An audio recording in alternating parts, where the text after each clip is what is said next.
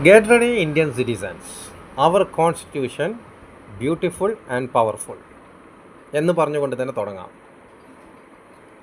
അപ്പോൾ പറയാനുള്ളത് 14,000 കോടിയുടെ വെട്ടിപ്പ് 1/3 തിരിച്ചടച്ചാൽ അപ്പോൾ കിട്ടുന്നത് ഇങ്ങനെയാണ്.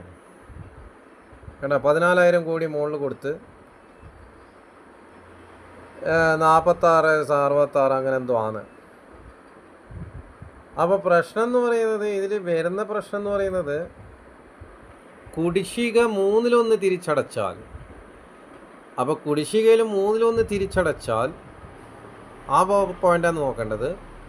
നമ്മൾ ഒന്ന് അനലൈസ് ചെയ്യുന്നതാണ്. കുടിശ്ശിക 1/3 തിരിച്ചടച്ചാൽ ക്രിമിനൽ കേസ് അവസാനിപ്പിക്കാമെന്നാണ് പറഞ്ഞത്. അങ്ങനെയാണെങ്കിൽ കുടിശ്ശിക ആയതുകൊണ്ട് കുടിശ്ശികയിൽ നിന്ന് ഇപ്പോൾ സബ്സിഡി തരാമെന്ന് പറഞ്ഞിട്ട് സബ്സിഡി തരൂല. ആദ്യം സബ്സിഡി തന്നുകൊണ്ടിരുന്ന് പിന്നെ സബ്സിഡി തരൂല. നമുക്ക് അങ്ങോട്ട് കേസ് കൊടുക്കാനില്ല. പക്ഷേ ഇത് കേസ് കൊടുത്തത് ആരാന്ന്? ആന്ധ്ര ബാങ്ക്. ആന്ധ്ര ബാങ്ക് എന്ന് പറയുമ്പം ആന്ധ്ര സർക്കാരിൻ്റെ അണ്ടറിൽ വരുന്ന ബാങ്കായിരിക്കും. അപ്പോൾ ഒരു ബാങ്കുകാർക്ക് സാധാരണക്കാരൻ്റെ മേലിലോ അല്ലെങ്കിൽ ഒരു കോർപ്പറേറ്റിൻ്റെ മേലിലോ കേസ് കൊടുക്കാമെന്ന് വെച്ചാൽ കേസ് കൊടുക്കാം. പക്ഷേ ഈ രണ്ടാൾക്കാരും അർബേനിയൻ പാസ്പോർട്ട് നേടിയിട്ടുണ്ട്.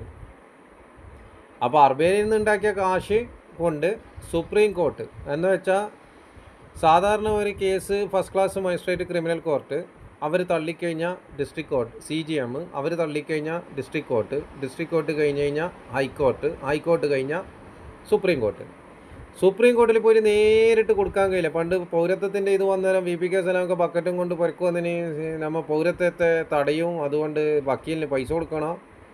ആരാന്ന് വക്കീൽ? കപിൽ സിബൽ സാറ്. ആരും അപ്പുറം ഇപ്പുറം വെറുതെ പണിയെടുക്കുന്നില്ല.